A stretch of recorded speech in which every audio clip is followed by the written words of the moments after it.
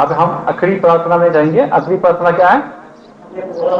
हमें परीक्षा में न ला परंतु बुराई से बचा। ये प्रार्थना, इस प्रार्थना का जो उद्देश्य जो है कि हमें आत्मिक रूप से आलसी होने से बचाना।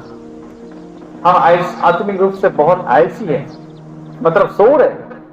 बहुत मसीह लोग हैं, विश्वासी है, कहने को मसीह है, लेकिन कभी सोते रहते। तो इसको जगाने का प्रार्थना है, हमें परीक्षा में न ला परंतु बुराई से बचा। इस प्रार्थना के माध्यम से यीशु हमें अभी तीन चीज सिखा रहे हैं। पहला ये सिखा रहे हैं कि हम अभी आत्मिक युद्ध में हैं। अभी हमारे आंखों में दिखाई नहीं दे रहा है, लेकिन अभी आत्मिक लड़ाई चल रही है, बहुत भयंकर लड़ाई चल रही है, और उसके बीच में हम हैं। ये प्रार्थना हमें ये दर्शाता है।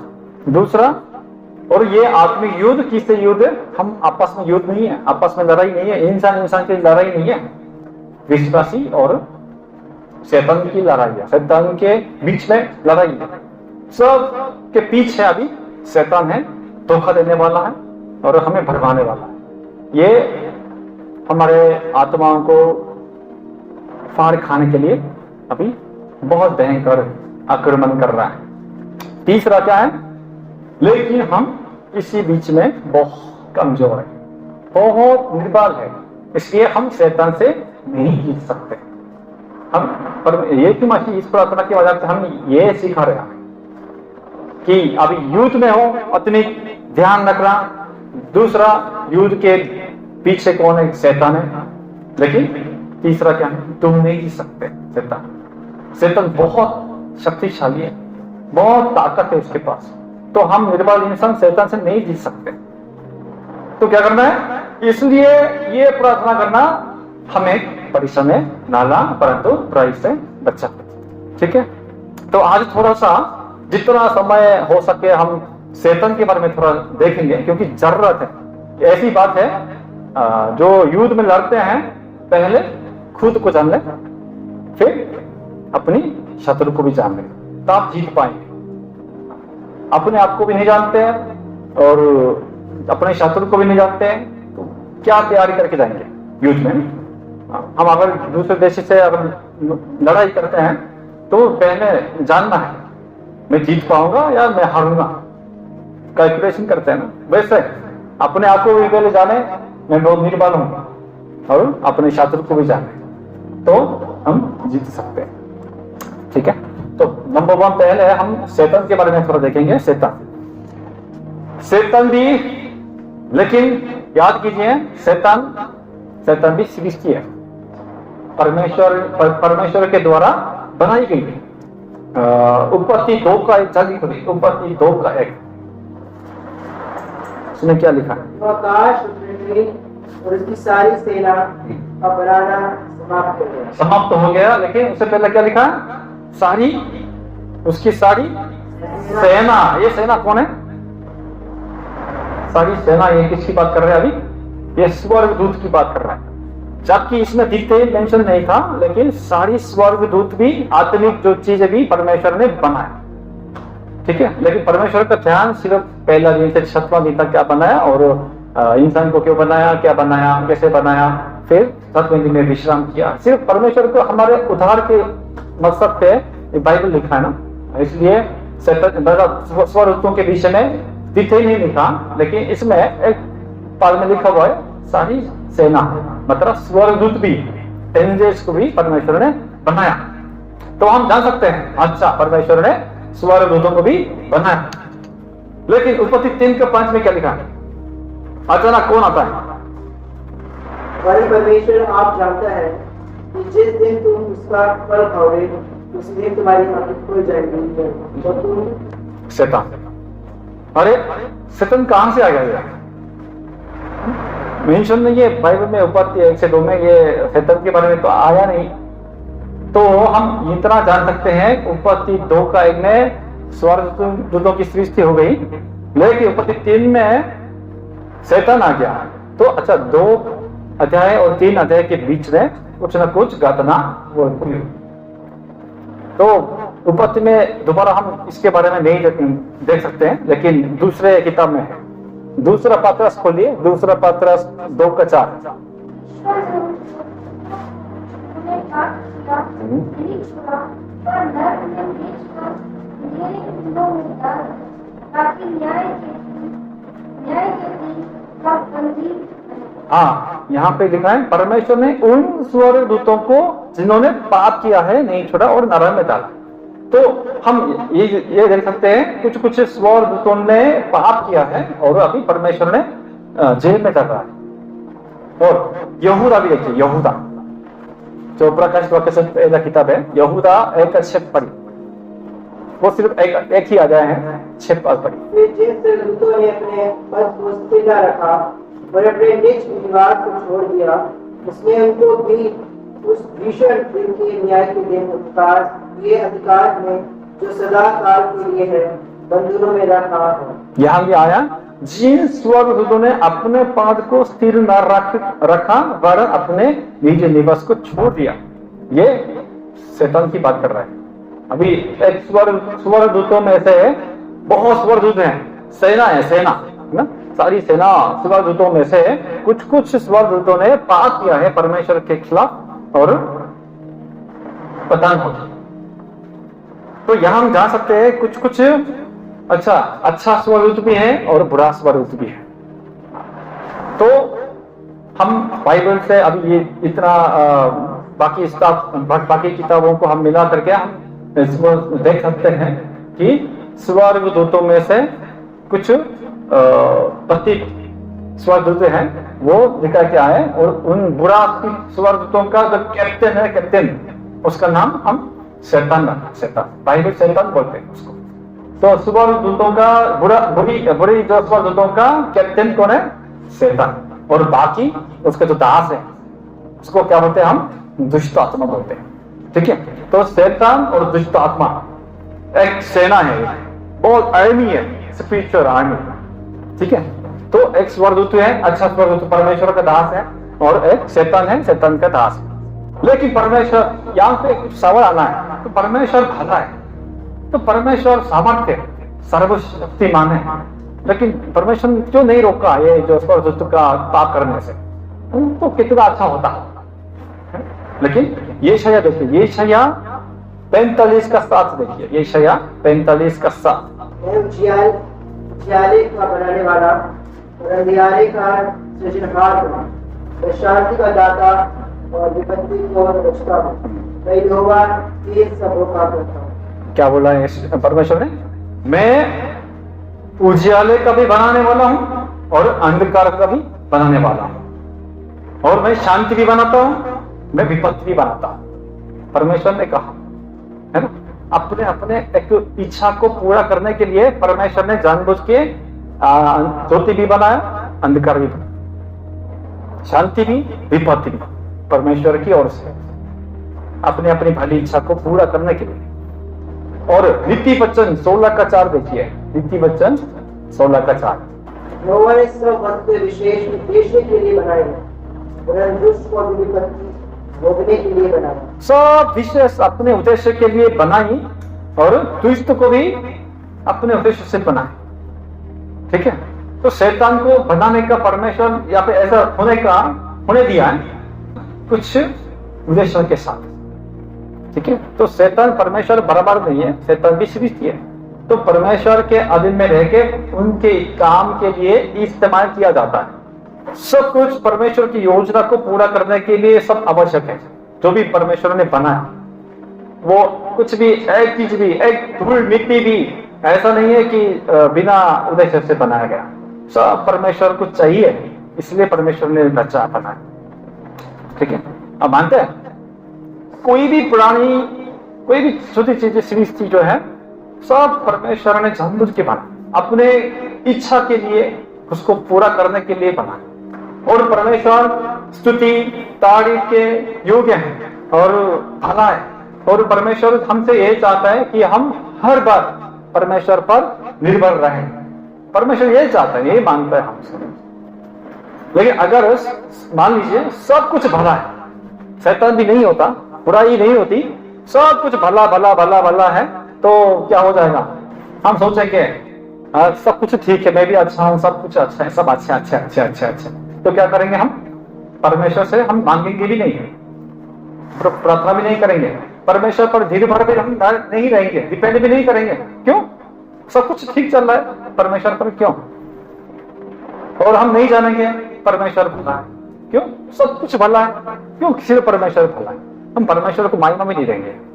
तो परमेश्वर अपनी महिमा को मैक्सिमम लेने के लिए हमसे परमेश्वर ने जानबूझ के कुछ कुछ बुराई भी और शैतान का काम भी, अंधकार भी रखा है, ताकि ये ज्योति और से तेज चमका है ना? सिर्फ सब ज्योति ज्योति होगा तो हम नहीं जान सकते उसका कितना अच्छा है, इसकी महिमा नहीं जान सकते। लेकिन अंधकार के साथ, अंधकार को ज्योति के द्वारा निकल जाता है, तब प्रकट होती है परमेश्वर की महिमा। ठीक है, इसलिए परमेश्वर शैतान का भी इस्तेमाल करता है और उसके द्वारा, शैतान के माध्यम से हमें और पवित्र बनाते हैं और हमें ऐसा बनाते हैं कि हम हर बार परमेश्वर पर निर्भर रहें। हाँ, और हम लगातार निरंतर प्रार्थना में लगे रहे, ये परमेश्वर की इच्छा है। और सब अपने उद्देश्य को पूरा करने के बाद परमेश्वर आखिरी में शैतान को नरक में फेंक देंगे, ये उनकी भली इच्छा है। बाइबल में शैतान का काम बहुत लिखे हुए हैं, लेकिन उनमें से भी सबसे महत्वपूर्ण जो बात है, अभी शैतान का क्या सिचुएशन है और हम में इतना हमला क्यों कर रहा है, ये बताने का बाइबल बहुत स्पष्ट बाइबल है। प्रकाशित वाक्य में हम उसको एक एक करके देखेंगे। प्रकाशित वाक्य 12 अध्याय निकाल लीजिए, एक एक पद से हम देखेंगे। प्रकाशित वाक्य रेवलेशन 12 का 1। स्वर्ग में एक बड़ा चिन्ह दिखाई दिया, अर्थात एक स्त्री जो सूर्य ओढ़े हुए और 4 उसके पांव को और उसके सिर पर 12 तारों का मुकुट। हाँ, प्रिय योहाना ने परमेश्वर के अनुग्रह से एक चिन्ह देखा है। क्या चिन्ह देखा? वहां पे एक स्त्री आई, ये स्त्री है कलीसिया, चर्च। ठीक है, और 2 वो गर्भवती हुई और चिल्लाती थी क्योंकि प्रसव की पीड़ा हुई। प्रसव का मतलब अभी गिविंग बर्थ होने का टाइम हो गया था, डिलीवरी का टाइम हो गया था ना, तब बहुत पीड़ित होता है। गर्भवती हुई और प्रसव के समय बहुत पीड़ित होता है। तो ये इसका मतलब क्या है? अभी यीशु मसीह आने वाला था, यीशु मसीह आने से पहले चर्च को बहुत सताया गया था, उसका चिन्ह बता रहा है। अभी 3 पढ़िए। एक और चिन्ह स्वर्ग में दिखाई दिया और देखो एक बड़ा लाल अजगर था, उसके 7 सिर और 10 सींग थे और उसके सिरों पर 7 राज मुकुट थे। हाँ, एक और चिन्ह देखा। क्या देखा? उस स्त्री के नीचे लाल अजगर आ गया। लाल अजगर क्या कर रहा था? खड़ा हुआ था। ये कौन है? ये शैतान है। ठीक है, तो शैतान अभी दिखाई दिया। 4 उसकी पूंछ ने आकाश के तारों की 1/3 को खींचकर पृथ्वी पर डाल दिया।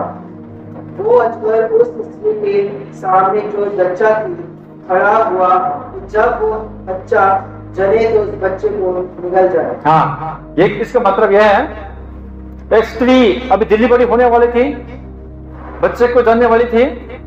ये शैतान जो है लाल अजगर मुंह खोल के इंतजार कर रहा था। क्यों? जब बच्चा पैदा हो जाएगा इसको खा लेंगे, खत्म करें। इसका मतलब क्या है? जब यीशु मसीह पैदा हुआ था क्रिसमस में, तो राजा हेरोदेस ने क्या किया? 2 साल के नीचे के बच्चे को सब खत्म करा। हेरोदेस के पीछे शैतान था। जब यीशु मसीह आएगा, मसीहा आएगा, उसको खत्म करने के लिए शैतान ने इंतजार किया। लेकिन क्या हुआ? 5 वो बेटा जनी जो लोहे का डंड लिए हुए सब जातियों पर राज करने पर था, और वो बच्चा एक परमेश्वर के पास और सिंहासन के पास उठाकर पहुंचा दिया गया। हाँ, और जब बच्चा यीशु पैदा हुआ और 33 साल हमारे साथ पृथ्वी में रहा और सारे मानव जाति का पाप को उठा के मर गया और 30 दिन जीव था, इसमें सब शामिल है। उसके बाद स्वर्ग में उठा लिया गया था, उठा लिया जा रहा था। देखिए साथ में फिर स्वर्ग में लड़ाई हुई। मिकाएल और उसके स्वर्गदूत अजगर से लड़ने को निकले और अजगर और उसके सारे दूत उससे डरे। यहाँ पे हमारा कैप्टन अभी दिखाई दे रहा है। कौन है? मिकाएल, ये स्वर्ग दूतों का कैप्टन है, सबसे शक्तिशाली स्वर्ग दूत है मिकाएल। तो यीशु मसीह स्वर्ग पे उठा लिया जा रहा था, तो शैतान देख रहा था, ओ ये क्या है, अगर ये उठा लिया जाएगा तो ये मैं हार जाऊंगा। सो जो चार पद में लिखा है ना, स्वर्ग आकाश के तारों की 1/3 को खींचकर पृथ्वी पर डाल दिया। 1/3 का मतलब 1/3 33% करीब। तो स्वर्ग दूतों में से करीब 33% को ये शैतान ने अपनी तरफ खींच के लाया और अपना दास बनाया। तो मान लीजिए अगर 100 स्वर्गदूत होगा, उसमें से 67% अच्छा स्वर्गदूत है, और बाकी 33% क्या है, दुष्ट आत्मा और शैतान है। तो ये शैतान और उसके दास और मिकाएल और उसके दास अभी युद्ध हुआ, लड़ाई हुई साथ में, जो ये देखा था ना। तो ये अभी भयंकर स्पिरिचुअल युद्ध हो गया। उसका रिजल्ट क्या है देखिए आज। परंतु प्रबल ना हुए और स्वर्ग में उनके लिए कोई जगह न रही। कौन जीत गया? शैतान जीत गया, मिकाएल जीत गया। मिकाएल और उसके दास तक जीत गए। हालेलुया, खुशी की बात है ना। मिकाएल हमारा स्वर्गदूत जीत गए और ये हार गए, प्रबल ना हुए हैं। और देखा क्या जाना, अभी स्वर्ग में मेरा भाग नहीं है, मेरी जगह यहाँ पे नहीं है। शैतान को मालूम चाहिए। तो 9 देखिए, तो वो बड़ा अजगर अर्थात वही पुराना सांप जो इब्लीस और शैतान कहलाता है और सारे संसार को भरमाने वाला है, पृथ्वी पर दिया गया और उसके दूत उसके साथ गिरा दिए। तो क्या हुआ, ये पृथ्वी पे गिरा दिया गया। शैतान और दुष्ट आत्मा सब पृथ्वी पे आ गए, गिरा दिया गया, है ना, फेंक दिया गया, क्योंकि अभी ऊपर जगह नहीं मिला, उनके लिए जगह नहीं है। 10 पढ़िए। फिर मैंने स्वर्ग से ये बड़ा शब्द आते हुए सुना, अब हमारे परमेश्वर का उद्धार और सामर्थ और राज्य और उसकी महिमा मसीह का अधिकार प्रकट हुआ है, क्योंकि हमारे भाइयों पर दोष लगाने वाला रात में हमारे परमेश्वर के सामने उन पर दोष लगाया था, गिरा दिया गया। 11 दिखा। और वे मेमने के लहू के कारण अपनी गवाही के वचन के कारण उस पर जीवित हुए और उन्होंने अपने प्राणों को लिए ना जाना, यहाँ तक कि मृत्यु भी से। तो प्रेरित युवा मैंने सुना है कि अभी आकाश में स्वर्गदूतों ने गाना गया। क्या, कौन सा गाना गया? परमेश्वर की महिमा और हमारे महिमा यीशु मसीह की महिमा, महिमा महिमा महिमा गीत बहुत खुशी से मगन होके आनंदित होके गीत गा रहे थे। 12 पद पढ़िए। इस कारण हे स्वर्गों और उसमें रहने वालों, बस यहाँ तक। तो इस कारण हे स्वर्गों, उसमें रहने वालों मगन हो, आनंदित हो जाओ, तुम्हारे लिए खुश हो गया, है ना। लेकिन आगे पढ़िए। हे पृथ्वी और समुद्र तुम पर है। ओ, ये हमारी बात है। हे पृथ्वी और उसमें रहने वालों और समुद्र में रहने वालों, हम पर अभी तुम पर है। हाय का मतलब क्या है? दुखी की बात है। मगन, अभी स्वर्ग में मगन है, लेकिन हम पर है। और आगे पढ़िए। क्योंकि शैतान बड़े क्रोध के साथ तुम्हारे पास उतर आया है। क्यों है? क्योंकि शैतान बड़े क्रोध के साथ अभी हमारे पृथ्वी पे आ गया। क्योंकि पढ़िए। जानता है कि उसका थोड़ा ही समय बाकी है। क्योंकि वो जानता है अभी मेरा समय थोड़ा ही बाकी है, उसके बाद मैं भी आग की जेल में फेंक दिया जाएगा, नष्ट हो जाऊं। शैतान अभी जान गया कि मैं खत्म होने वाला हूं और स्वर्ग पे जहां पे मैं पहले था, मेरी जगह अभी नहीं है और मैं इसमें गिरा दिया गया और थोड़े समय बाकी है, उसके बाद मैं नरक में, आग के नरक में, जेल में मैं फेंक दिया जाएगा। बहुत क्रोधित हुआ, बड़े क्रोध के साथ अभी उसकी नजर अभी कहां जा रहे, देखो 13 में। जब अजगर ने देखा कि मैं पृथ्वी पर गिरा दिया गया हूँ, तो उस स्त्री को जो बेटा जनी थी सताया। तो पहले यीशु जो बच्चा, यीशु पर जो उसकी नजर थी, अभी नजर यीशु तो स्वर्ग पे चले गया और जीत गया, वो हार गया। तो ये अभी यीशु को जो देख रहा था, नजर अभी कहां चले गया? स्त्री की तरफ। स्त्री कौन है? चर्च अभी इस पृथ्वी में जो चर्च है ना, उसकी तरफ उसकी नजर आ गया। क्यों? ये बराबर है, यीशु और ये यीशु का देह है। चलो मैं क्या करूंगा, इसको खत्म करूंगा। तो ये शैतान ये है, शैतान का सोचना ये है, अभी मैं अभी अकेला थोड़ी ना मरूंगा, अकेला नहीं मर सकता। हाँ, मैं मर रहा हूं, मैं एनीवे में मर रहा हूं, अभी मैं खत्म हो जाऊंगा, नष्ट हो जाऊंगा, लेकिन मैं कभी अकेला नहीं मरूंगा, तुम भी मेरे साथ मर जाओ। ऐसा करके पागल हो गए, शैतान पागल हो गए, और हमें भी खींच के नरक में संग ले जाने के लिए अभी बिल्कुल क्रोधित है, पागल जैसा। तो 17 पढ़िए, सीधा 17। तब अजगर स्त्री पर क्रोधित हुआ और उसकी श्रेय संसार से जो परमेश्वर की आज्ञाओं का मानते और यीशु की गवाही देने पर स्थिर है, लड़ने को गया, और वह समुद्र के बालू पर जो खड़ा हुआ। 14 से 16 में ये लिखा है, ये इसलिए लाल अजगर जो शैतान है, चर्च को खत्म करने के लिए बहुत कोशिश करता है, लेकिन परमेश्वर ने अनुग्रह देके इसको बचा लेते हैं। और क्या हो गया, और क्रोधित हो गया शैतान अभी। हाँ? तो उसकी कोशिश बार बार विफल हो जाती है। सो अभी और क्रोधित हो गए, क्या हुआ, चलो मैं इसको मैं सच में लड़ूंगा करके अभी समुद्र के किनारे पे खड़ा हो गया, और एक पैर समुद्र पे एक पैर पृथ्वी पे तक डल के बिल्कुल तैयार हुए चर्च को खत्म करने के। 13 अध्याय में इसके बाद का जो कहानी आती है, कहानी नहीं है, जो भविष्यवाणी है, उसके बाद शैतान 2 दासों को बुला लेते हैं। पहला, समुद्र से एक पशु आता है। तो समुद्र से एक पशु ये क्या है, चर्च को सताने वाला बहुत शक्तिशाली कंट्री देशी है, बहुत एंटीक्राइस्ट देशी, जो चर्च को खत्म करने के लिए खड़ा हो जाए, शैतान ने खड़ा किया। और दूसरा, पृथ्वी से एक पशु उत्पन्न होता है, और ये क्या है, निर्मय का मुखौटा पहन के, मतलब बेड़ जैसा ऐसा खड़ा हो जाता है, लेकिन उसका बोलने में क्या है, अजगर की बोलियां। ये शैतान की बात कर रहा है, क्या है ये, झूठा भविष्यवाणी, तो झूठा शिक्षक है। सो अभी लाल अजगर शैतान और समुद्र का पशु एंटीक्राइस्ट जो कंट्री है, और एक झूठा भविष्यवाणी है, फोर्स चर्च है। चर्च लगता है देखने में, लेकिन उसका टीचिंग क्या है, शैतान टीचिंग, शैतान की टीचिंग। ये मिलके, तीनों मिलके अभी जो आखिरी दिन में इस चर्च को खत्म करने के लिए सब लोग मिलके पागल हो गए। ये आज की स्थिति है जिसमें हम अभी रह रहे हैं, ठीक है।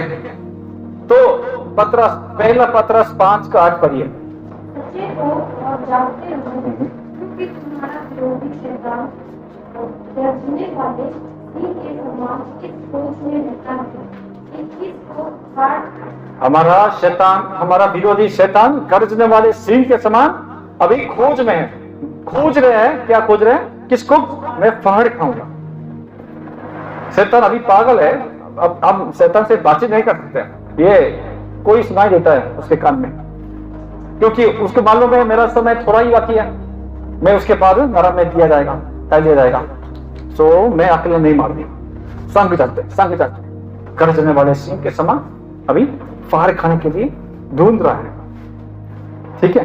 तो शैतान किस तरीके से, किस प्रकार के परीक्षा के माध्यम से हमें फाड़ खाने के लिए प्रयास कर रहा है।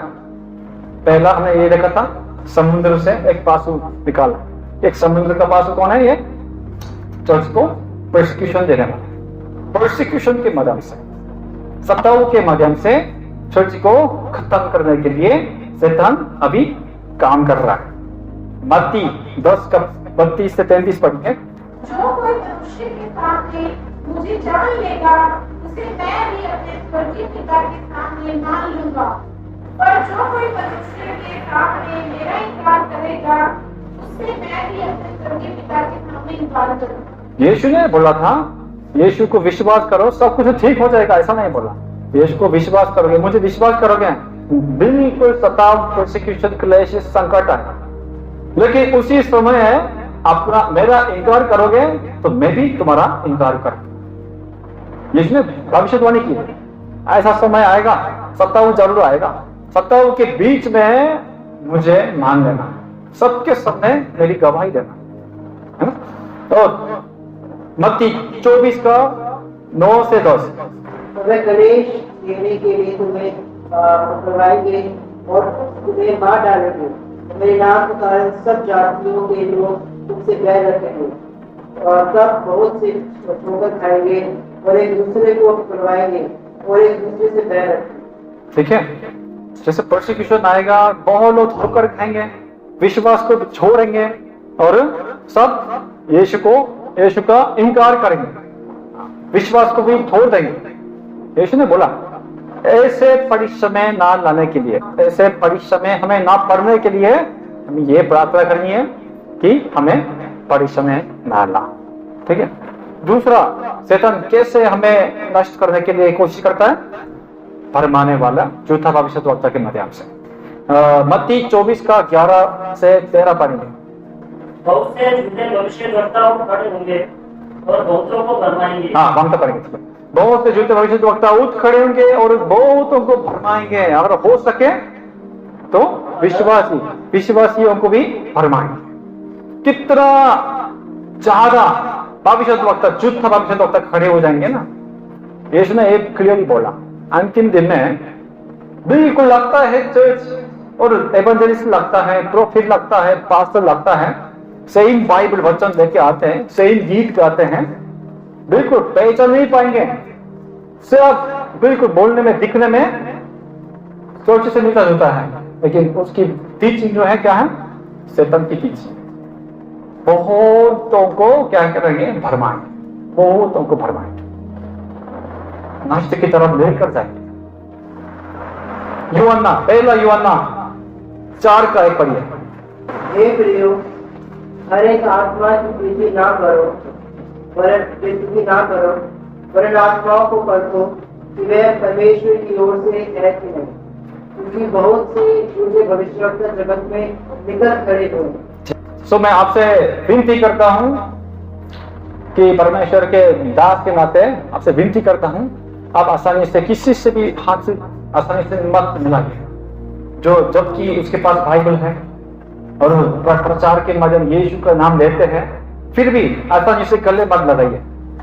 अभी परखना है, देखना, आत्मा को परखो कि ये परमेश्वर की ओर से है या शैतान की ओर से, क्योंकि अंत के दिन में भरमाने वाला बहुत आएंगे।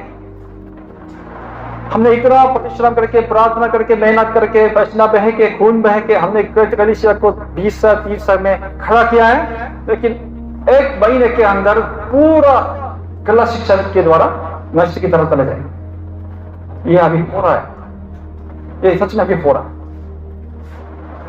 सो भरमाने वाला भविष्यद्वक्ता के द्वारा आएगा, इसलिए हमें ये प्रार्थना करना है, हे पिता हमें परिश्रम ना लो, हमें ये परिश्रम ना।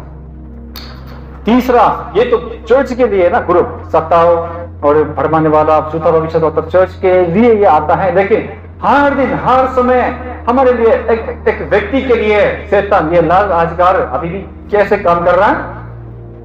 हमें पाप में फंसाते, पाप से फंसाते। और जो भी हमने परमेश्वर के सामने पाप करते हैं वो 3 प्रकार के हैं, उस 3 प्रकार में सब शामिल है।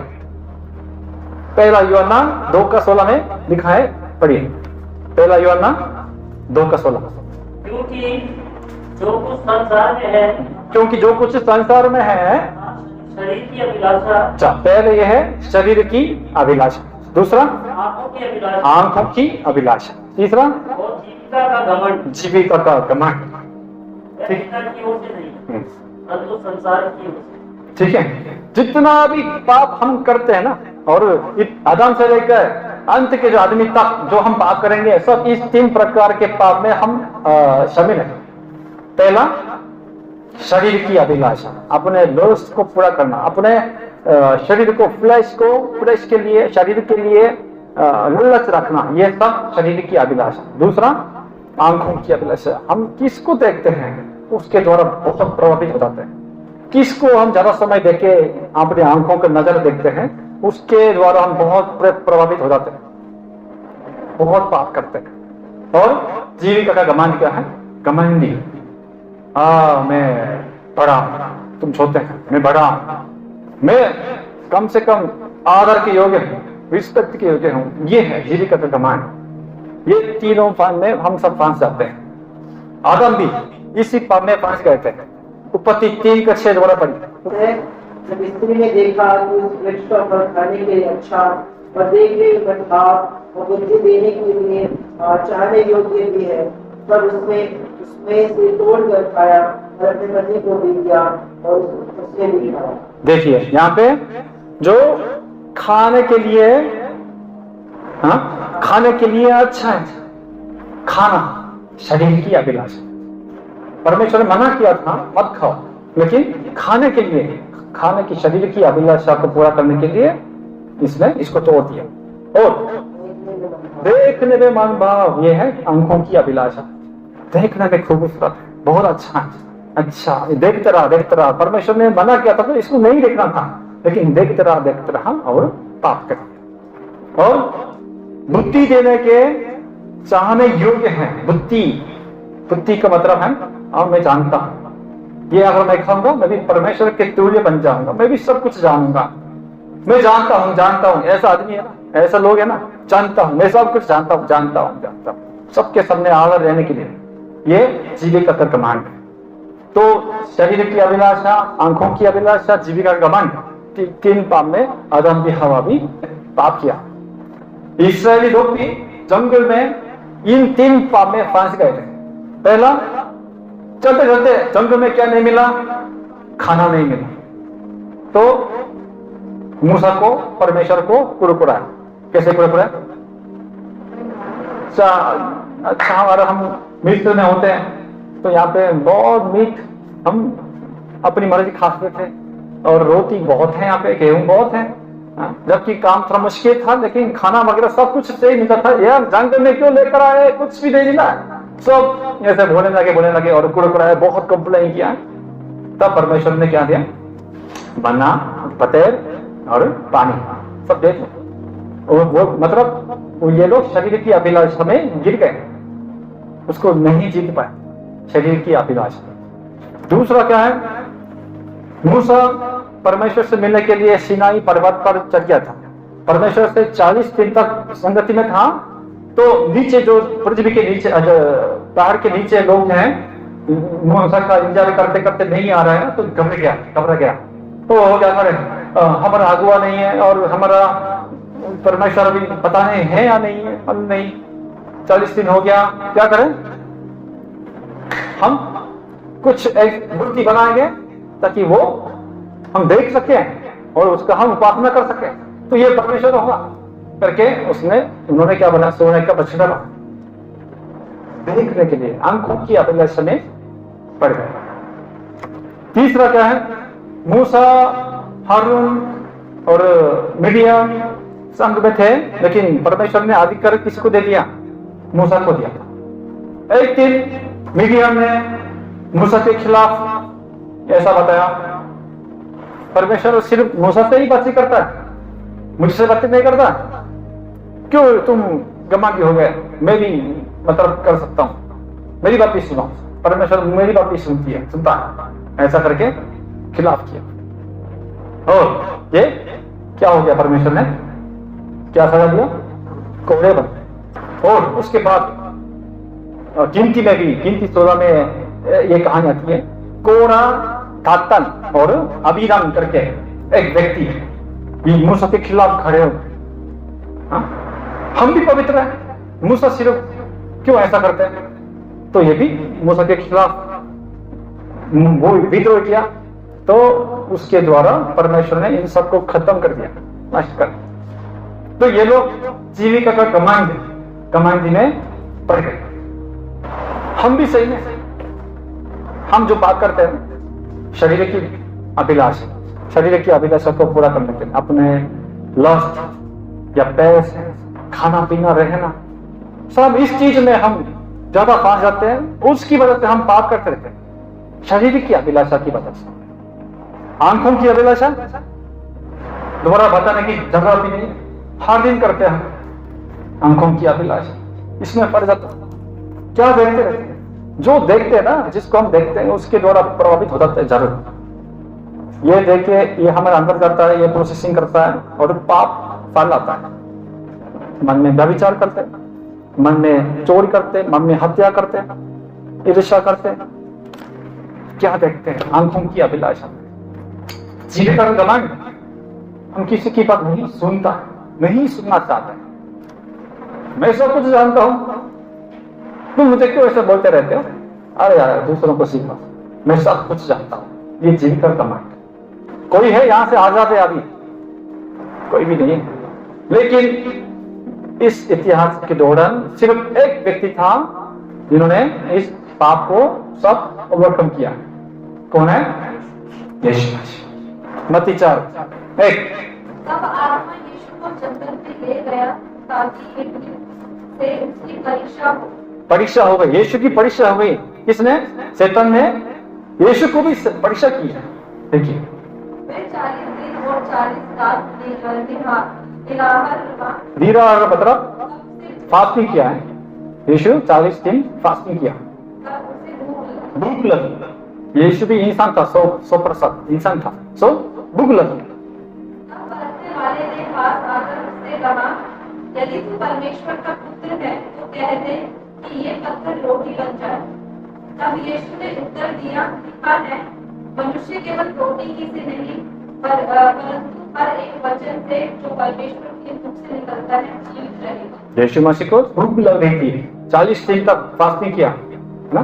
तो शरीर की अभिलाषा को लेके इसने टेम्पटेशन किया था शैतान ने। तो परमेश्वर का पुत्र हो तो इस पत्थर को आज्ञा दे कि ये रोटी बन जाए, तो रोटी खा लेना, पेट भर जाएगा, भूख खत्म हो जाएगा। तो यीशु ने ये व्यवस्था विवरण 8 का 3 के वचन से शैतान के टेम्पटेशन को हरा दिया। मनुष्य केवल रोटी से नहीं जीवित रहता, परंतु परमेश्वर के वचन से जीवित रहता। खत्म कर, हरा गया, जीत गया। सेकंड 5 और 6 पढ़िए। तब इब्लीस उसे पवित्र नगर में ले गया और मंदिर के कमरे पर खड़ा किया और उससे कहा, यदि तू परमेश्वर का पुत्र है तो अपने आप को नीचे गिरा दे, क्योंकि लिखा है, वह तेरे विषय में अपने स्वर्गदूतों को आज्ञा देगा और वह तुझे हाथों हाथ उठा लेंगे, कहीं ऐसा ना हो कि तेरे पांवों में पत्थर से ठेस लगे। इस बार ये जीविका का घमंड के द्वारा यीशु को मतलब टेम्पटेशन करने के लिए कोशिश करी। मंदिर के सबसे टॉप में लेके गया। मंदिर में बहुत भीड़ है, बहुत लोग देख रहे हैं, तो उसके टॉप में लेके गया और यहाँ पे आप कूदो। मंदिर बहुत ऊंचा है, वहां से कूदो तो सब लोग देखेंगे और ये स्वर्गदूत आके आपको आपकी रक्षा करेगा। तो सब लोग आपको ताली बजाएंगे, वाह आप बहुत फेमस हो जाओगे, आपको बहुत आदर मिलेगा, करो करो करो। देखिए यीशु ने इस पर भी व्यवस्था विवरण 6 का 16 के वचन से इसको हरा दिया। क्या लिखा है? यीशु ने उससे कहा, यह भी लिखा है, तू प्रभु अपने परमेश्वर की परीक्षा ना कर। ये लिखा है, तू परमेश्वर की परीक्षा मत कर करके शैतान को हरा दिया। इस पर लास्ट में ये शैतान आंखों की अभिलाषा से यीशु को भरमाने के लिए ट्राई किया था। 8 पढ़िए। फिर इब्लीस उसे एक बहुत ऊंचे पहाड़ पर ले गया और सारे जगत के राज्य और उसका वैभव दिखाकर उससे कहा, यदि तू गिरकर मुझे प्रणाम करे तो मैं यह सब कुछ तुझे दे दूंगा। शैतान यीशु को पहाड़ के ऊपर लेके गया और क्या किया? दिखाया आंखों की अभिलाषा। सब दिखाकर मुझे प्रणाम करो तो इस सब तुम्हें दे दूंगा। तब यीशु ने व्यवस्था विवरण 6 का 13 के वचन से इसको हरा दिया। क्या है? तब यीशु ने उससे कहा, हे शैतान दूर हो जा, क्योंकि लिखा है, तू प्रभु अपने परमेश्वर को प्रणाम कर और केवल उसी की उपासना कर। सिर्फ परमेश्वर की उपासना कर, ये वचन से उसको हरा दिया।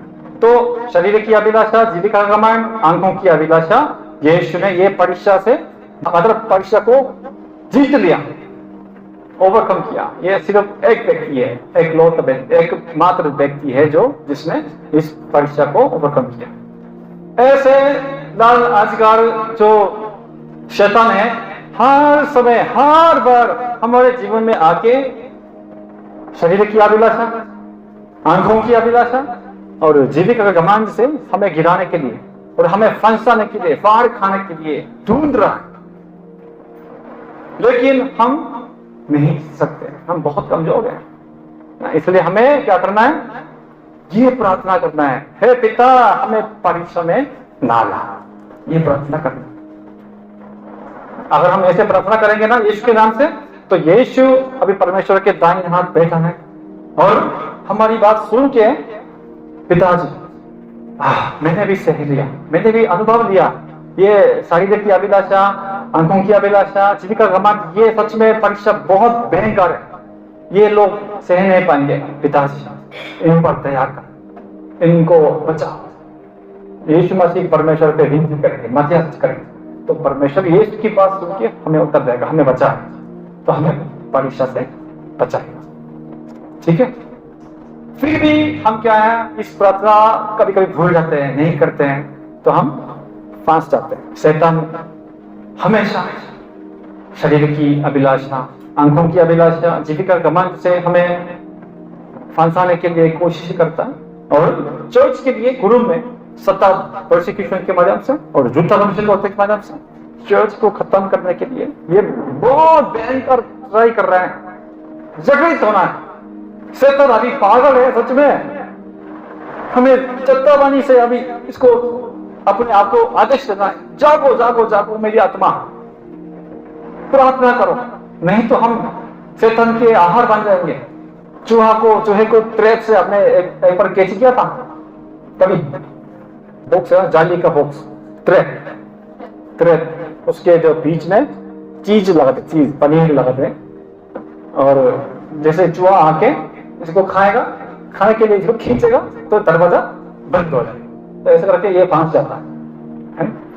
तो कुछ कुछ चूहे जो है सूंघते सूंघते आते हैं और पनीर इसको खा लेते, खाते ही क्या हो जाता है, बंद होता है। तो ये पता चलता है ना बंद हो गया मैं, तो वो चिल्लाते मार जाना, मुझे बचाओ चूहा, ऐसे करते हैं।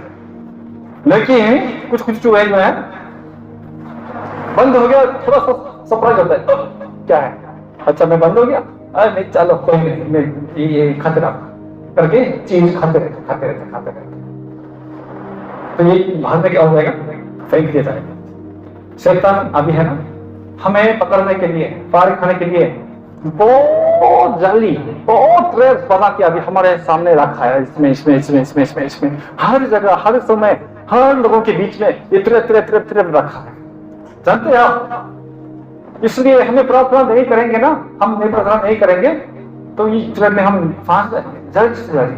शरीर की अभिलाषा में ट्रैप, आंखों की अभिलाषा का ट्रैप, जीविका का घमंड का ट्रैप, प्रोसिक्यूशन का ट्रैप, यीशु का इनकार करने का ट्रैप, झूठा भविष्यवाणी का ट्रैप, बहुत हम पेड़ भी ऐसा मतलब आसानी से नहीं लगा सकते हैं, बहुत सारी जगह में ट्रैप और काफी बार हम उसमें फंस भी जाते हैं क्योंकि हम जागृत नहीं है ना, सोते सुनते रहते हैं शरीर की अभिलाषा, आंखों की अभिलाषा, सुनते खा लेते हैं। बंद हो गया, शैतान ने देखा अच्छा फंस गया, मेरा आहार हो गया, तब भी मछली क्या कर रहे, खाते रहते। संसार की पाप में फंसने के बावजूद भी हम खाते रहते। क्या करना है, अगर फंस गया हम तो फंस जाएंगे, हर दिन फंस जाएंगे।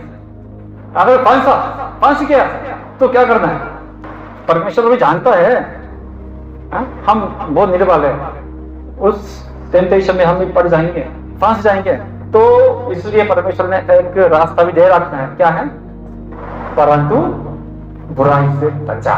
ये है परमेश्वर जानता है हम बहुत निर्बल है, कमजोर है, ये काफी, पर मैंने इतना बताने के बावजूद ये लोग जरूर फंस जाएंगे। लेकिन याद रखना, तब क्या करो, मुझे देखो, पुकारो, हमें बुराई से बचा, तब ये ट्रैप जो है खुल जाए तो हम बाहर निकल सकते हैं। चूहे प्रार्थना नहीं कर सकते, एक बार फंस गया तो ये मर जाएगा, लेकिन हमारे लिए परमेश्वर ने रास्ता दे रखा है, क्या है, प्रार्थना कर सकते हैं हम।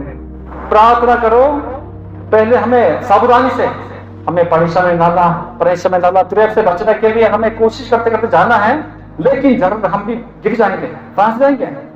जब फंस गया और पता चला, तुरंत ऊपर देख के प्रार्थना पुकारना है, बुराई से बचा।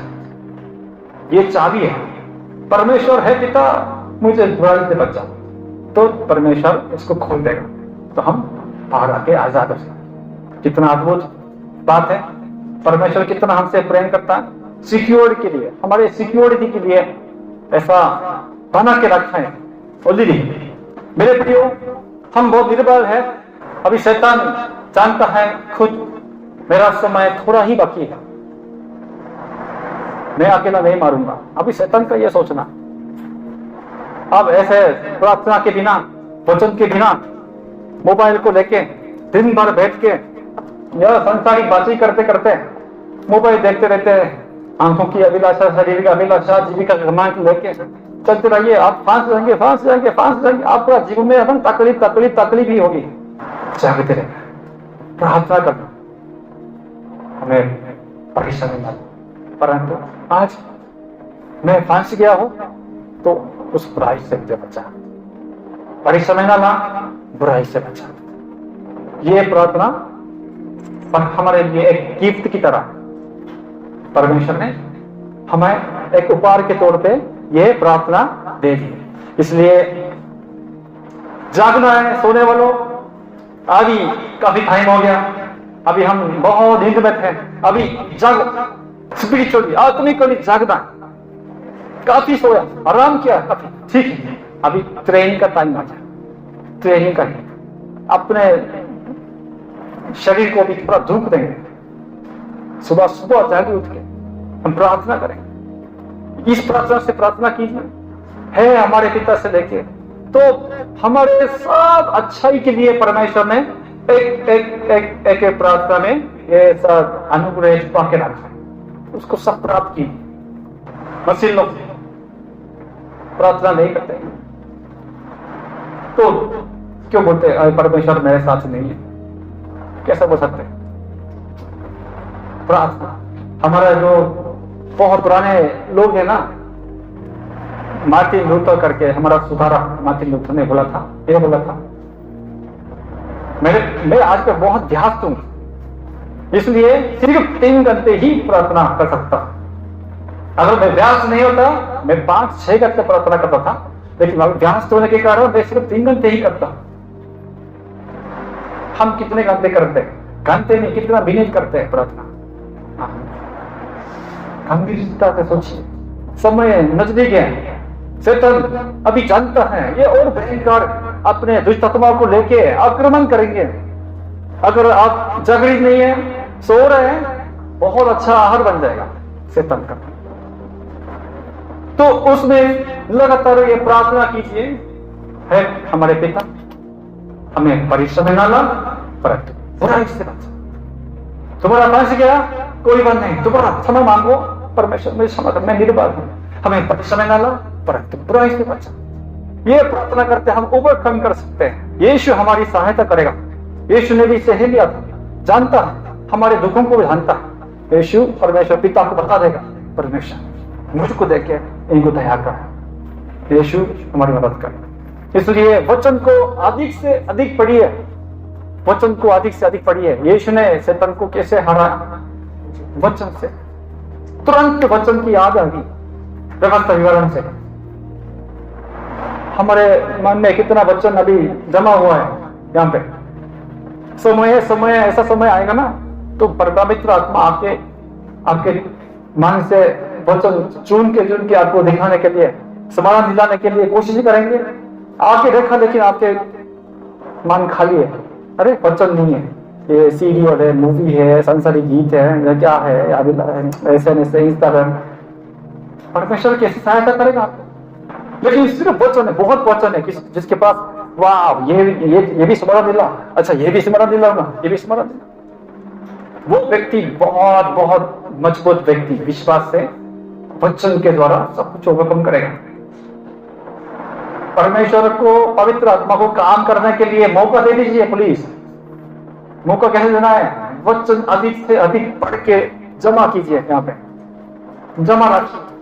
प्रार्थना के मदद से, प्रार्थना से हर दिन, हर बार, हर समय मुझे परीक्षा में डाला, बुराई से बचा, परीक्षा में डाला, बुराई से बचा।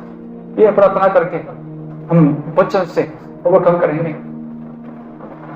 हमारे पास विश्वास का ढाल दिया परमेश्वर।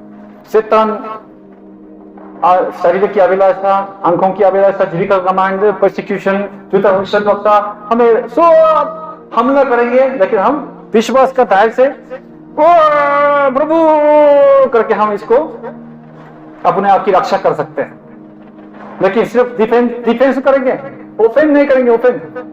ओफेंड कैसे कर सकते हैं? पहली बार क्या है? वचन, परमेश्वर का वचन। कैसे? आप भी यीशु की तरह करिए। लिखा है, मनुष्य रोटी से नहीं जीवित रहता। ऐसा अब इतना कीजिए, इतना अच्छा हथियार दे दिया। प्लीज अब वचन, प्रार्थना, इसमें कम से कम एक घंटा हर दिन देते जाइए। समय गंभीर है।